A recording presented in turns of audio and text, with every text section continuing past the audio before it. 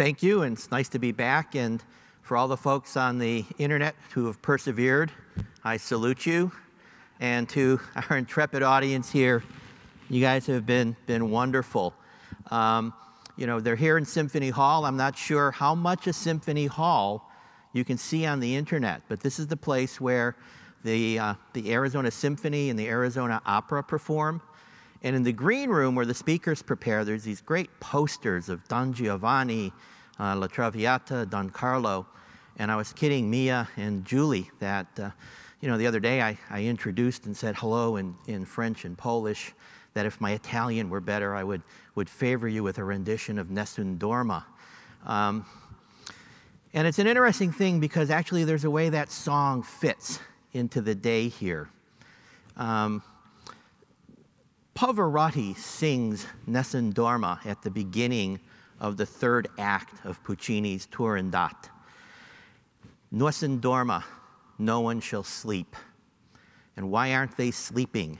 Well, it's because Princess Turandot has told her people, if they don't find the name of this strange and foreign prince, she's going to execute them all in the morning. Yeah, it's pretty stressful, isn't it? It's going to keep you awake. And after what we've heard over, you know, yesterday and today and the day before, and certainly what many of us do for a living, we probably have a suggestion for Turandot's people. We know how to reduce stress. We tell them to hug a dog, right? You know, because dogs provide, you know, this non-judgmental, you know, there's no judgment. They love us in this complicated world. And for the people in Sparks, I apologize. We snuck a kitty into the corner over here, right?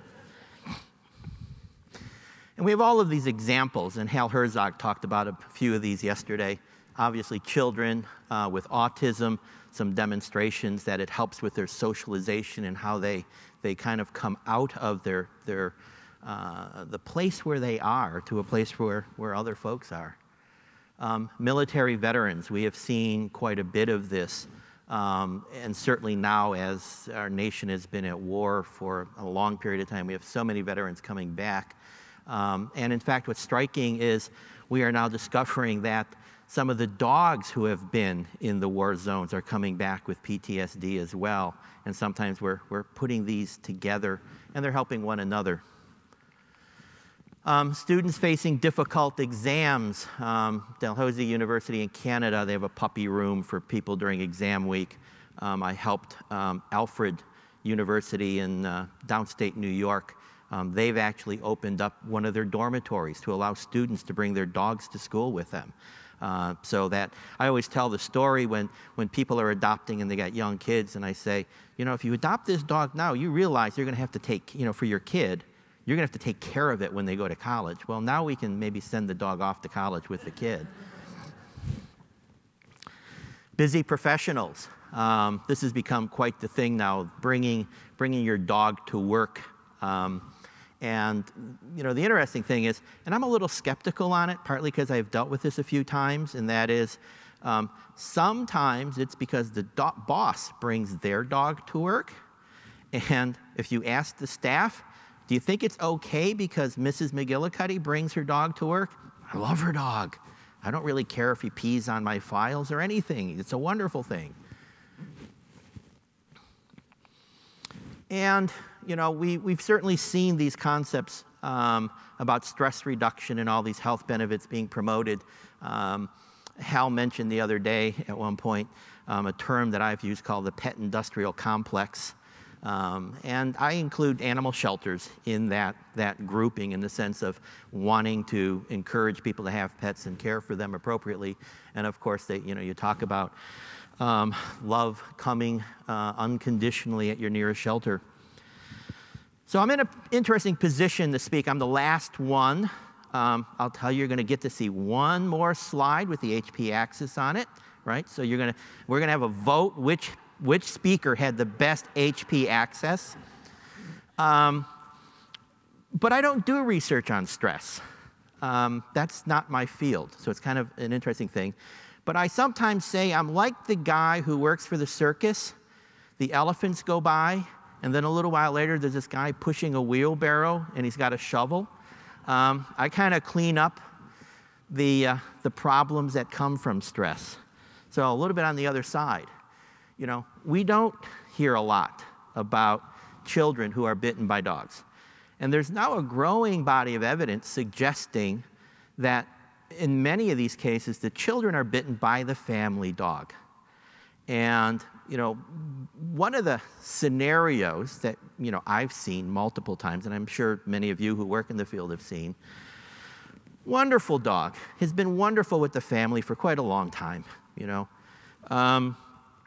and, somebody in the family has a birthday or something, so a lot of people are invited to the house for the weekend. And, your little niece shows up.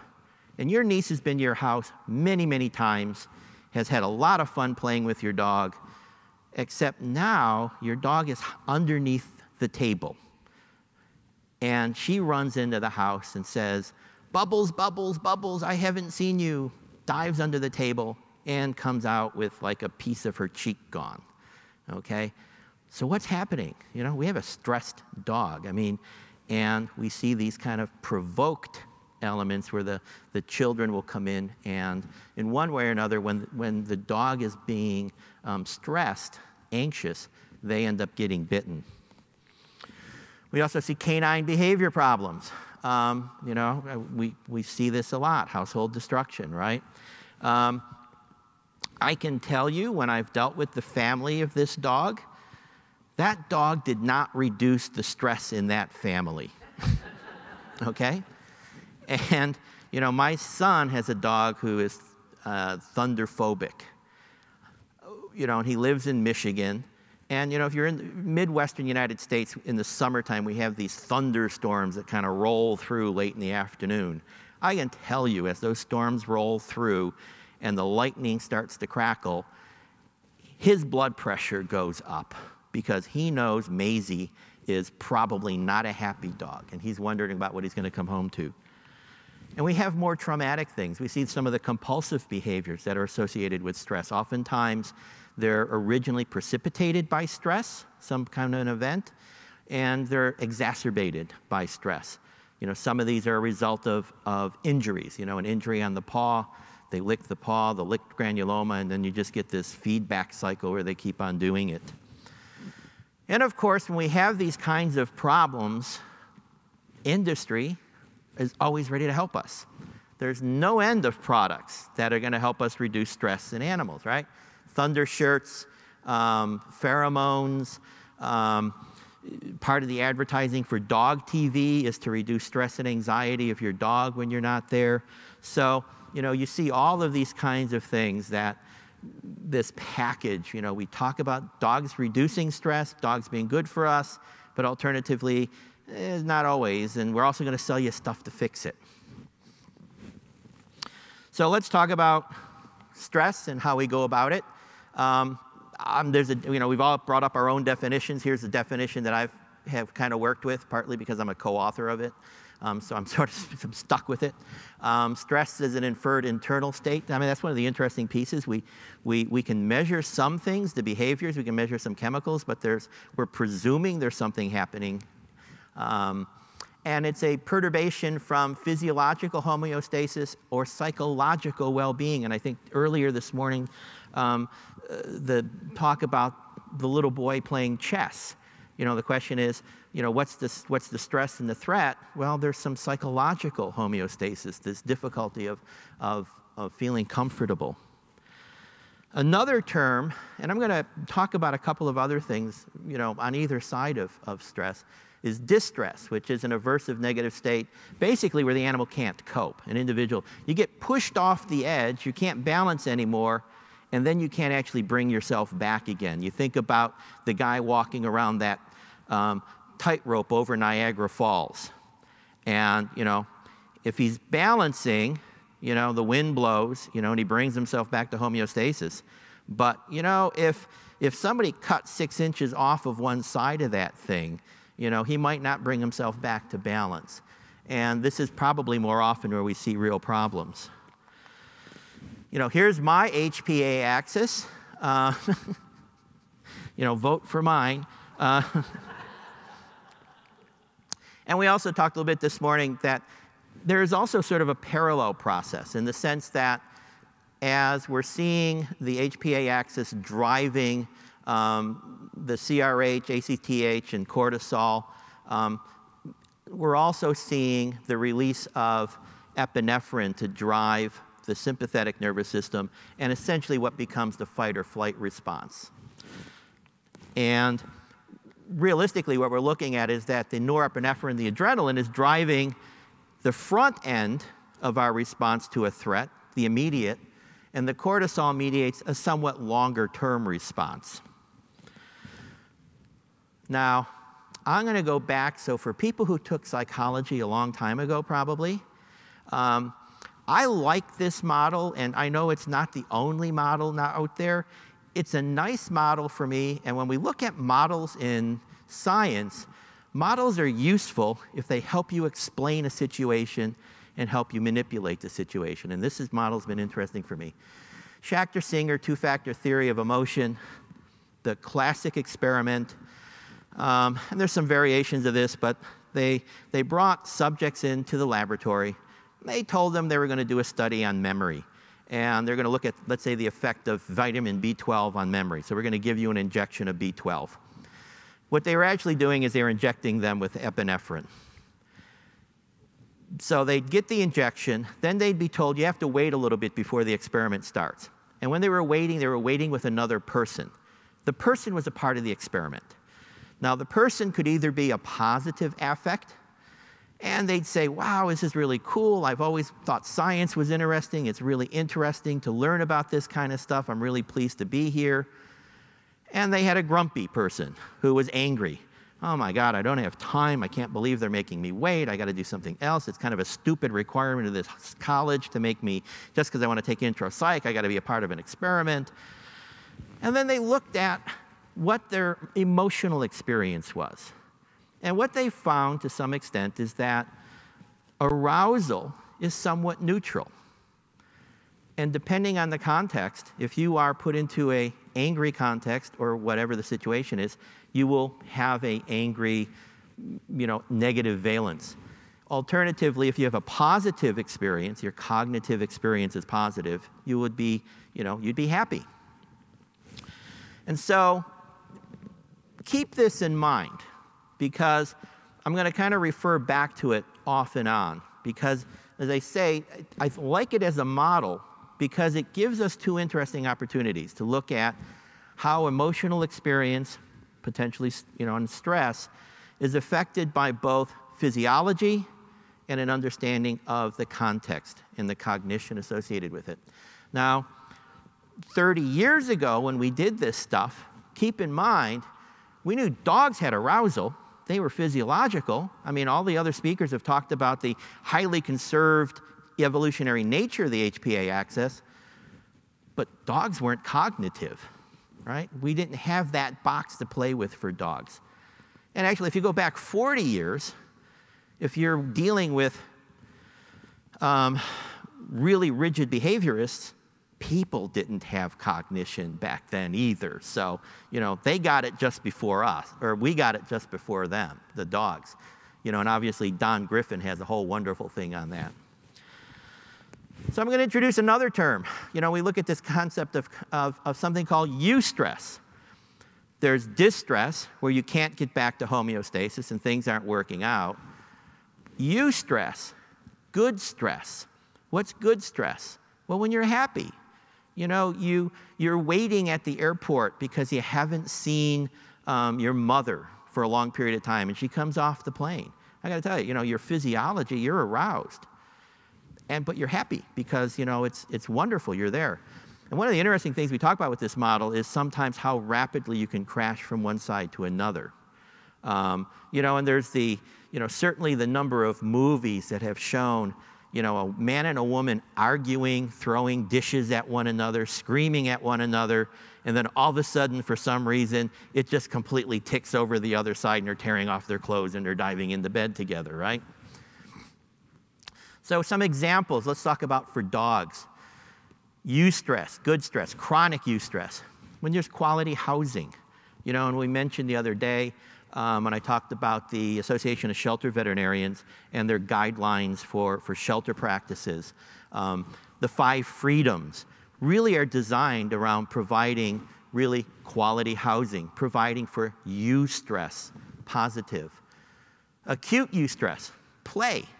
I mean, you come home, you pull out your dog's, this little bag of tennis balls you have, right? How many of you guys have a dog like that you bring out whatever toy they like, right?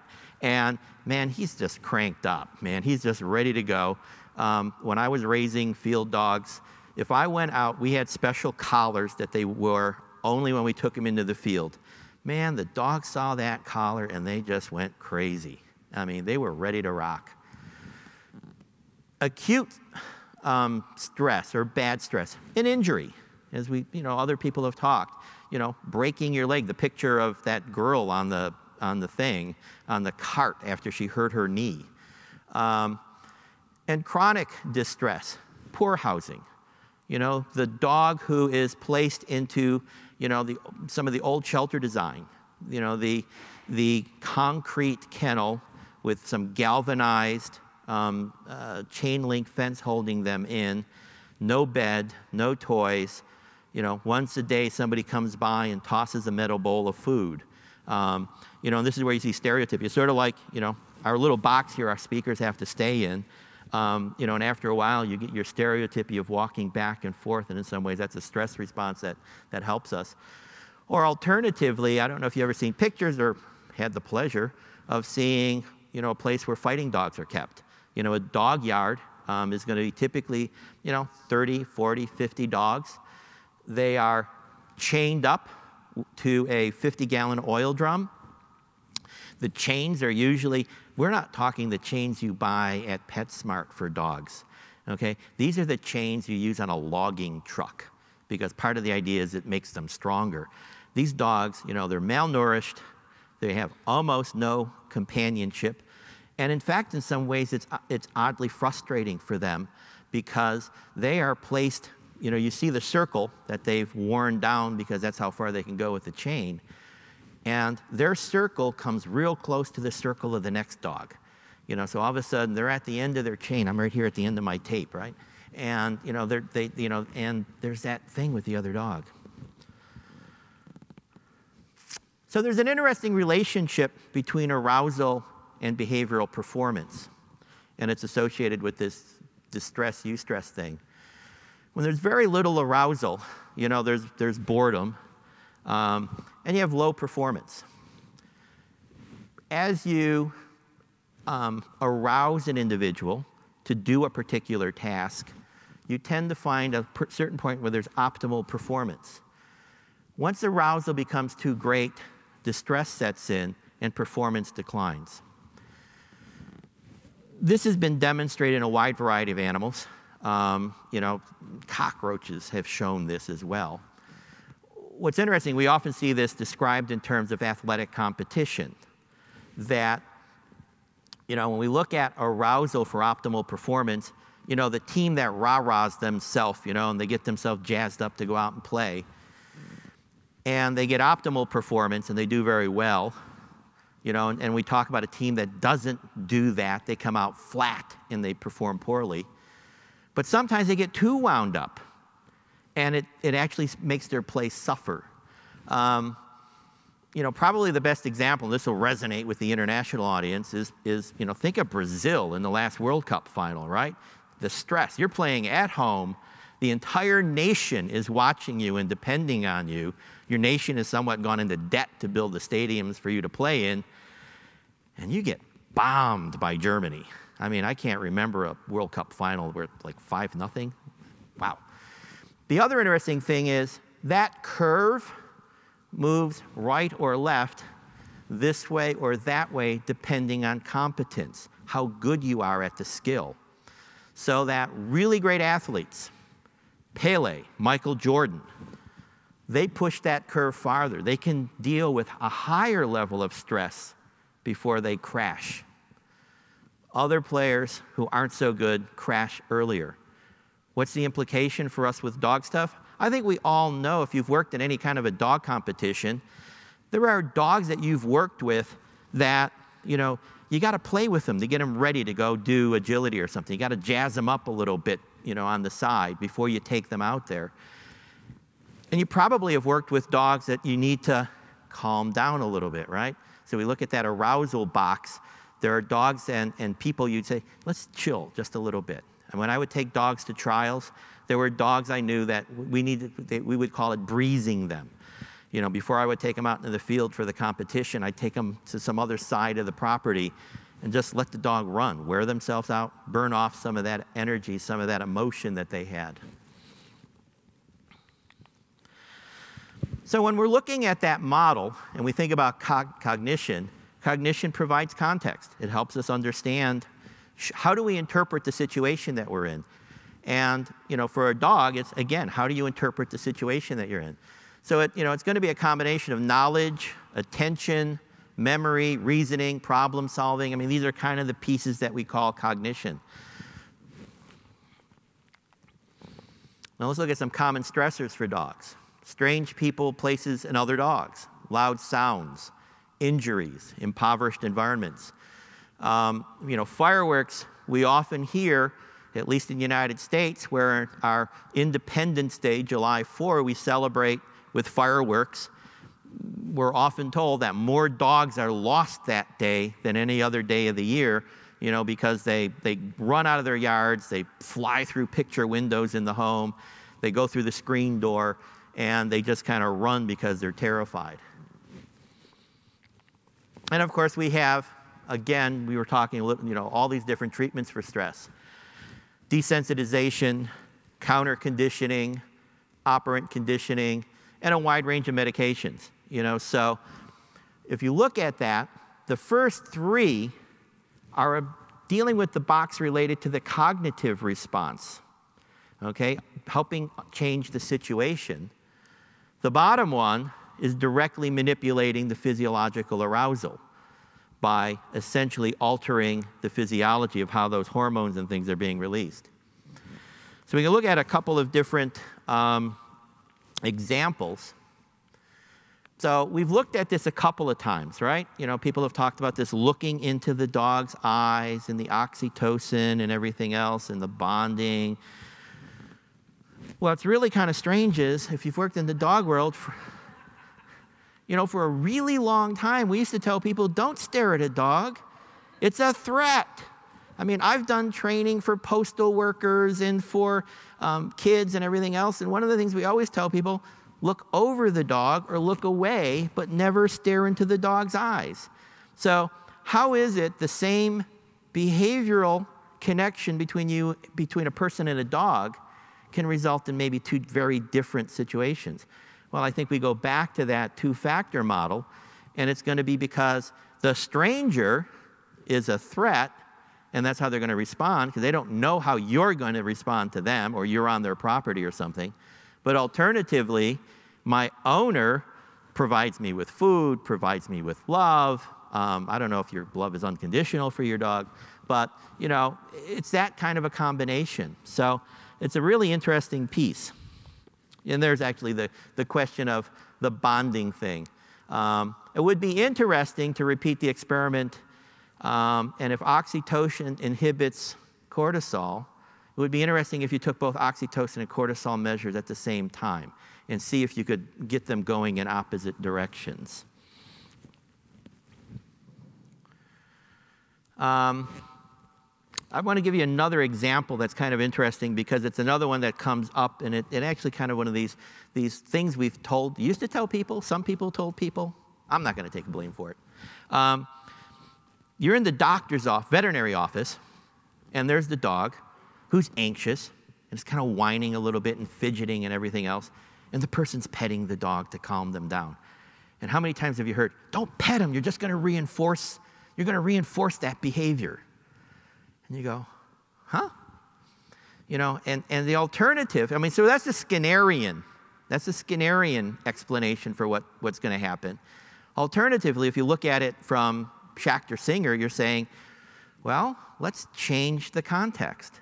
Let's help the dog understand this is not a frightening situation. It's a comfortable situation. Let's make it positive for him. Let's help reduce arousal.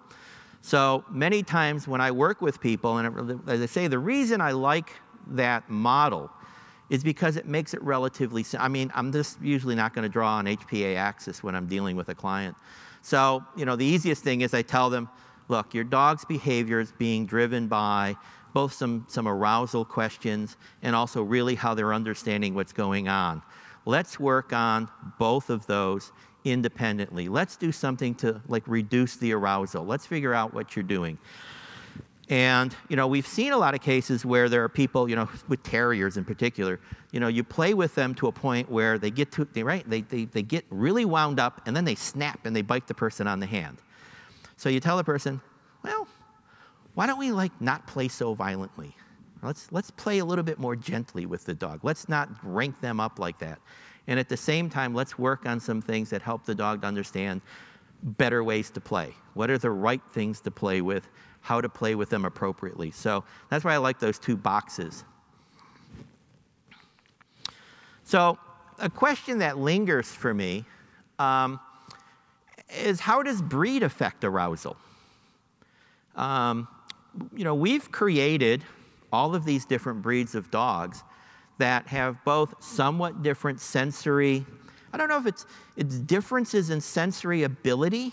I don't know if a beagle smells that much better than a German Shepherd, but I think they tend to focus on it maybe a little bit better or something. They pay more attention to the smell. Greyhounds and running animals, obviously there was some discussion the other day about greyhounds and the way that when they see something moving, how rapidly they attune to it. And any of the sight breed dogs, sight hounds, will do that. Guard dogs and strangers. I mean, it's interesting. You look at even some of the breed standards, they say, well, it takes them a while to warm up to new people in the household or new people visiting or something like that. So we certainly see that there's some differential aspects of arousal. Different things wind up different breeds of dogs. And in some ways, the struggle is the modern dog often isn't using that skill anymore. The border collie who's asked to spend all day in an apartment somewhere, and then, somebody comes home and, they go outside and they exercise them or walk them for a half hour. Big deal. Trish McConnell, I think many of you know her name at least. She jokes that if you're going to get a border collie, when you get most other dogs and you go to the PetSmart or to the local pet store, you need a dog bed, you need a dog bowl, you need a water bowl, you need a leash and a collar. Oh, there's an extra thing to check off with border collies: 6 sheep and 7 acres, right? Kongs ain't going to do it. And interestingly here, Roger Karras, when he was my boss, he used to be the voice of Westminster. I used to help him prepare, and Roger used to constantly tell me, he says, no beagle will ever win Westminster. So you know how long ago this was. And I was heartbroken, because I'd say, Roger, that's terrible to say to me. And Roger would say, no, they're never going to win. And I go, why? He goes, no group judge will ever put a beagle up for the hound group. Why would that be? And he goes, picture this. I'm sitting there, I got my book, and I say, and from the hound group, beagle 142. And nobody comes out. From the hound group, beagle 142. And then finally the handler comes out. Here comes the beagle, and he's got a green hot dog wrapper in his mouth, right? So, obviously this is kind of some of the stuff that we tend to see. The question is, with the future dog, what can we do to really better understand the dog's mind? How can we get a better sense of how is the dog seeing the world? Can we put ourselves into the dog's place to help create that world in a way that is less threatening, more positive? Temple Grandin has done quite a bit of this in the livestock area. when you hear her when she writes, she talks about, I design the slaughterhouse because I look at it the way a cow would, the way they would see walking down this chute. And so I think one of the questions for us very often is, can we see the world as a dog can see the world? Can we get a better understanding of how the bond develops between dogs and people? Obviously, I think we've seen, some of this new research, and the oxytocin thing's been floating around for a while. One of the interesting questions with dogs, we know they have some sensitive period where they need to get used to people, but this question sometimes comes up about, how well do they adapt to other people? And I think certainly, our experience in the sheltering world and the rescue world is dogs do perfectly great. I mean, they seem to, go off with another person pretty easily. I mean, they'll miss the person they have, but another person who's nice to them, that's going to be cool. They'll work with it. The other interesting question is, can we do a better job of breeding for companions? Maybe one of the things that we should do is not always breed to the behavior, to the breed standard for some of the working dogs. I know that within the working dog area, there's concern you're going to take my breed and somehow turn it into a useless lump of dog. I know the Border Collie people were like that when they were getting moved into the AKC for Westminster and everything. But maybe the question is, our research has shown that people like to pick dogs based on how they look. Can we sort of just deal with that? We know people pick cars because of how they look. They pick their spouse because of how they look. Honestly, people, everything you want to say about, they got my girlfriend, my wife's got a great personality, all this type of stuff. All the other research tends to show humans assortative mate. You pretty much look like the person that you hang out with the rest of your life.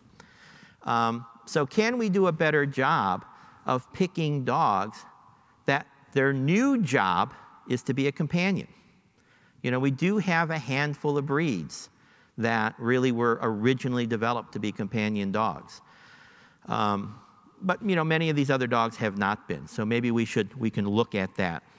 Can we find better roles for dogs? Here's one of the USDA beagles. I mean, doing beagle stuff, right? The interesting thing is you see people who do search and rescue, do cadaver search, and a variety who are active, even therapy dogs and stuff like that. I mean, one of the interesting things I can tell you is I have never had a hunter call me with a problem because he's got a behavior problem in his dog. And I think that's kind of, and I really have never really heard from most people who have working dogs.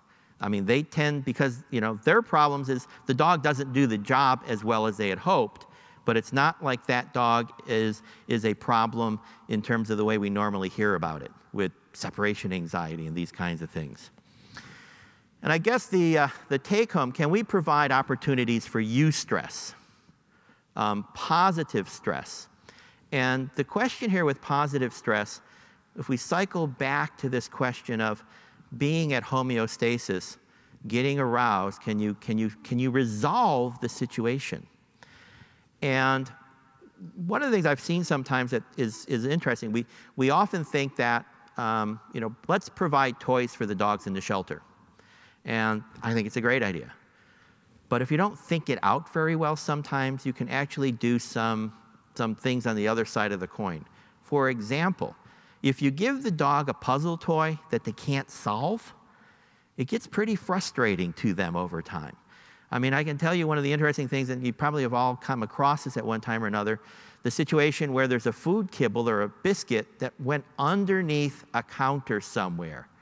The dog knows damn well it's over there, and he can't reach it.